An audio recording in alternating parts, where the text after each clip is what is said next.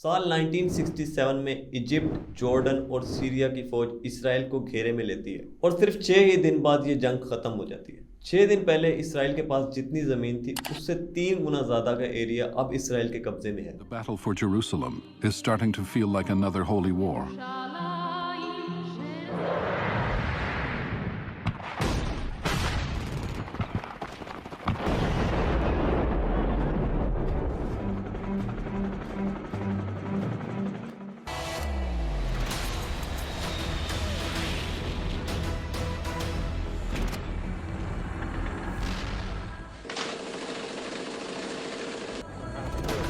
In 6 days, the armed forces had quadrupled the territory Israel controlled. Israel will do whatever it must do to defend our state, defend our people, and defend the Jewish future.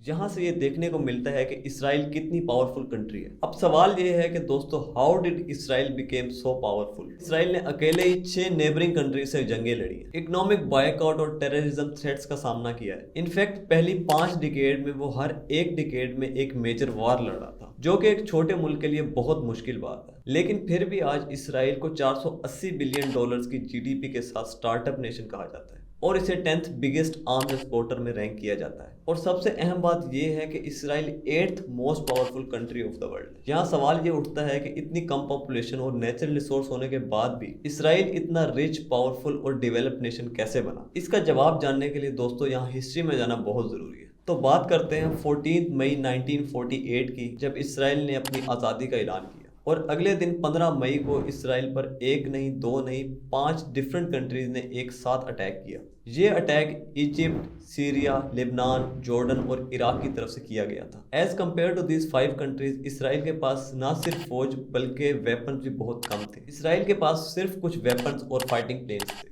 So obviously सब लोग यही expect कर रहे थे कि ये 5 countries जंग जीत जाएंगी। लेकिन लोग ये देखकर हैरान रह गए जब इन कंट्रीज की आर्मीज अपनी पोजीशन से पीछे हटने लगी। इसराइल ने ना सिर्फ इन्हें मात दी बल्कि वेस्टर्न पार्ट ऑफ यरूशलेम और ईस्टर्न पार्ट ऑफ गाजा पर भी कब्जा कर लिया।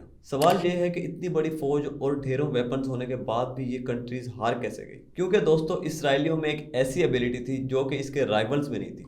वो थी साइकोलॉजिकल स्ट्रेटेजी। दोस्तों, जंग के बीच में ही इसराइल के पास बॉम्ब्स और जंगी सामान खत्म हो जाता है। लेकिन फिर एक इसराइली फौजी ने दिमाग लड़ाया और उसके आइडिया पर काम करते हुए इसराइल ने बहुत सारे साल्सा बॉटल्स को इकट्ठा किया और उन्हें जहाज पर लोड करके ओपोनेंट के कैंप से थोड़ा फासले पर गिरा दिया। दोस्तों, साल्सा बॉटल एक आम गिलास की बोतल है जो सोडा को स्टोर करने में यूज की जाती है। साल्सा बॉटल को जब हाइट से गिराया जाता है तो ये सेम वैसा ही विस्लिंग साउंड देती है जैसा कि एक बॉम्ब गिरते हुए हवा में आवाज करता है। जब इन साल्सा बॉटल्स को बल्क क्वांटिटी में डिफरेंट कैंप्स के नजदीक गिराया गया तो ओपोनेंट आर्मीज अपनी चौकियां छोड़कर पीछे हटने लगी, क्योंकि दोस्तों वो ऐसे हवाई हमले के लिए बिल्कुल तैयार नहीं थे। इन सो कॉल्ड साल्सा बॉटल्स के धमाकों की वजह से most of the Arab citizen started evacuating the villages और फिर इसराइल ने इन एरियाज पर कब्जा कर लिया। सिर्फ एक इंटेलिजेंट फौजी के आइडिया ने 5 मुल्कों की फौज को शिकस्त दे दी। इसी तरह बात करते हैं इसराइल की इंटेलिजेंस एजेंसी मोसाद के एक स्पाई की, जिसका नाम था एली कोहेन। एली कोहेन का इसराइल की तरफ से सीरिया में एक अमीर ताजिर के तौर पर भेजा गया, जो कि सीरियन गवर्नमेंट को ना सिर्फ फंडिंग करता था बल्कि उनकी शानदार पार्टियों की होस्टिंग भी करता था। एली कोहेन सीरियन लीडरशिप के इतना करीब हो गया था कि उन्होंने उसे सीरिया के दौरे पर भी इनवाइट किया,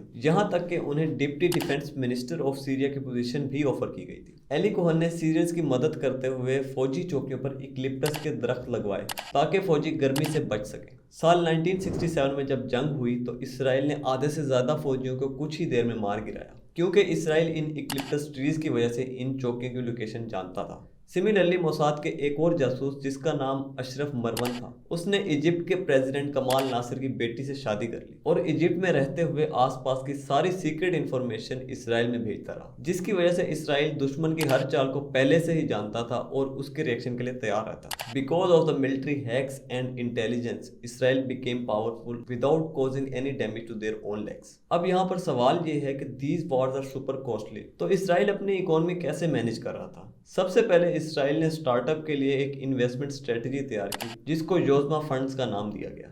ये एक गवर्नमेंट वेंचर कैपिटल प्रोग्राम था जिसने फॉरेन इन्वेस्टर्स को अट्रैक्ट किया। अकॉर्डिंग टू द योजना फंड्स पॉलिसी, अगर कोई फॉरेन कंपनी इजरायली स्टार्टअप में अपना कैपिटल इन्वेस्ट करती है तो उस कैपिटल का 40% फंड इजरायली गवर्नमेंट पे करेगी। इस स्ट्रेटेजी के थ्रू बहुत सारी फॉरेन इन्वेस्टमेंट इसराइल को मिली। साल 1993 में योजना फंड ने 15 कंपनी से $58 मिलियन की इन्वेस्टमेंट हासिल की, जो कि बढ़ते बढ़ते साल 1998 में $3.3 बिलियन तक पहुंच गई। योजना फंड की वजह से इसराइली इकोनॉमी में एक बहुत बड़ा बूम देखने को मिला और इसके अलावा बिल गेट्स और बहुत से बड़े बिजनेसमैन भी इसराइल की इन स्ट्रेटजीज और सर्विसेज को अप्रिशिएट करते नजर आए। नेक्स्ट फैक्टर था इसराइल का एजुकेशन सिस्टम, जो दुनिया के बाकी मुल्कों से काफी अलग था। द पॉइंट इज के most of the education system में वैसी कॉम्पिटेंसी नहीं थी जो इसराइल के एजुकेशन सिस्टम में मौजूद थी, क्योंकि मोस्टली इंजीनियर्स को सिर्फ नंबर्स और जीपीए अचीव करने के लिए एवरी ईयर रिपीटेड प्रोजेक्ट्स दिए जाते हैं, जो कि ज़्यादातर स्टूडेंट कॉपी पेस्ट फार्मूला के थ्रू पास करते हैं, जबकि इसराइल में ऐसा बिल्कुल भी नहीं होता।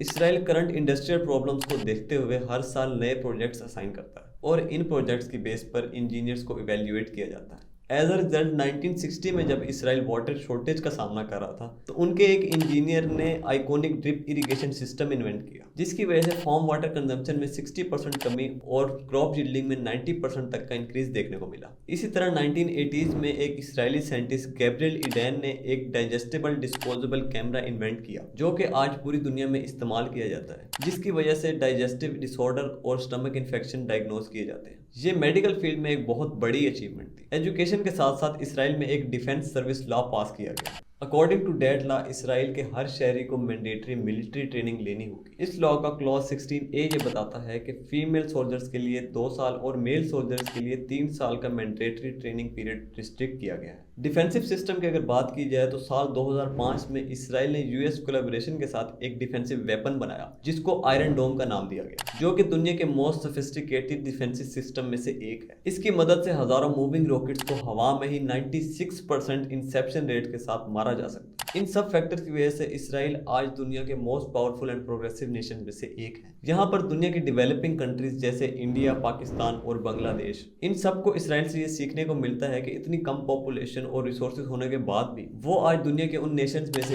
एक है जो टेक्नोलॉजी और साइंस में बाकी कंट्रीज को लीड करे। That is all from my side. Video अच्छी लगी हो तो लाइक करें और इसी तरह की इंफॉर्मेटिव वीडियोस देखने के लिए हमारे चैनल को सब्सक्राइब करें। Bye bye.